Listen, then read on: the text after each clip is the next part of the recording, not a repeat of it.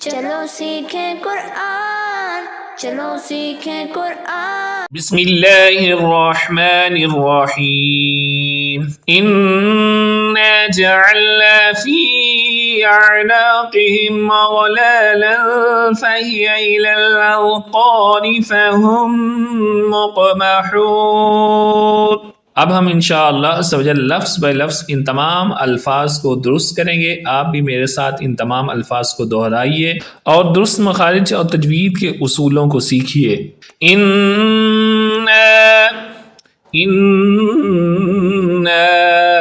عام حالات میں لوگ انا پڑھ دیتے ہیں، اس نون پر شد ہے، جس نون پر شد ہو اس پر غنہ کرتے ہیں، یعنی آواز کو ناک میں لے جا کر پڑھتے ہیں۔ تو آپ نے اسنا پڑھنا ہے، انا جعلنا، جعلنا کو بھی جعلنا حمزہ کے ساتھ پڑھ دیتے ہیں، تو اسنا نہیں پڑھنا، عین کے ساتھ، عین کو حلق کے درمیان والے حصے سے نکال کر پڑھنا ہے۔ کیسے پڑھنا ہے؟ جعلنا فی اعناقہم، فی کو لمبا کرنا ہے۔ یہاں پر ایک علامت آپ کو نظر آ رہی ہے، اس کو مد کہتے ہیں اور اس کا نام مد منفصل ہے۔ اعناقہم، پہلا حمزہ ہے، دوسرا عین ہے، دونوں کو درست انداز میں پڑھنا ہے۔ عین کی آواز حلق کے درمیان والے حصے سے نکال کر پڑھنی ہے، اور اس کے بعد قوف دو نقطہ والا جو کہ ہمیشہ پر یعنی موٹی حالت میں تھک ساؤنڈ کے اندر پڑھا جاتا ہے، اس کو بھی آپ نے درست انداز میں پڑھنا ہے۔ کیسے پڑھیں گے؟ فی اعناقہم انا جعلنا فی اعناقہم اغلالا فہی الی الاذقان، اغلالا فہی الی الاذقان، اغلالا پہ اخفا ہو رہا ہے۔ اگر آپ اخفا کے بارے میں تفصیل جاننا چاہتے ہیں تو سبق نمبر 2 سورہ یاسین کو دیکھ لیجئے۔ الی الاذقان، یہاں پر ذال کو آپ درست پڑھیں گے، زبان کو اٹھائیں گے اور اوپر والے دانتوں کے اندرونی کنارے سے لگائیں گے، اور قوف دو نقطہ والا ہے اس لیے اس کو پوری یعنی موٹی آواز میں پڑھیں گے۔ فَهُمْ مُقْمَحُونَ، یہاں پر میم ساکن کے بعد دوسری میم ہے، اس لیے یہاں پر غنہ کر کے پڑھیں گے، یعنی آواز کو ناک میں لے جا کر پڑھیں گے۔ وَجَعَلْنَا مِن بَيْنِ أَيْدِيهِمْ سَدًّا وَمِنْ خَلْفِهِمْ سَدًّا فَأَغْشَيْنَاهُمْ فَهُمْ لَا يُبْصِرُونَ۔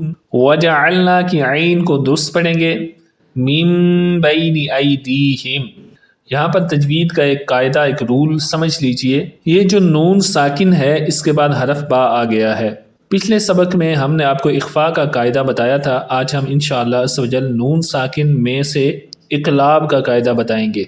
اقلاب، اقلاب ہوتا ہے جب نون ساکن ہو اس کے بعد حرف با آ جائے تو اس نون ساکن کو میم سے بدل دیتے ہیں، جیسا کہ اس نون ساکن پر آپ چھوٹی سی میم بھی دیکھ رہے ہیں۔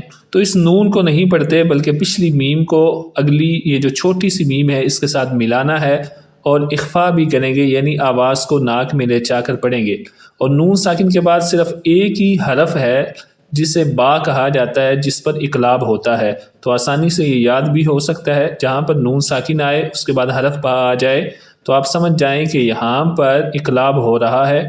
اس کو کس طرح پڑھیں گے؟ جیسے میں پڑھ رہا ہوں اس طرح پڑھیں گے، من بین ایدیہم سدا ومن خلفہم سدا، یہاں پر غنہ ہو رہا ہے، اس کو آپ آواز کو ناک میں لے جا کر پڑھیں گے۔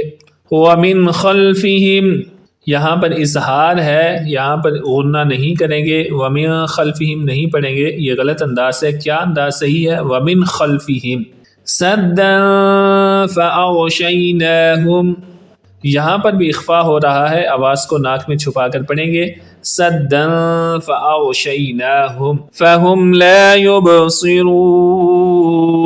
آخر پہ مد عارض کی وجہ سے لمبا کریں گے۔ دوبارہ میرے ساتھ اس آیت مبارکہ کو دہرائیے، وَجَعَلْنَا مِن بَيْنِ أَيْدِيهِمْ سَدًّا وَمِنْ خَلْفِهِمْ سَدًّا فَأَغْشَيْنَاهُمْ فَهُمْ لَا يُبْصِرُونَ۔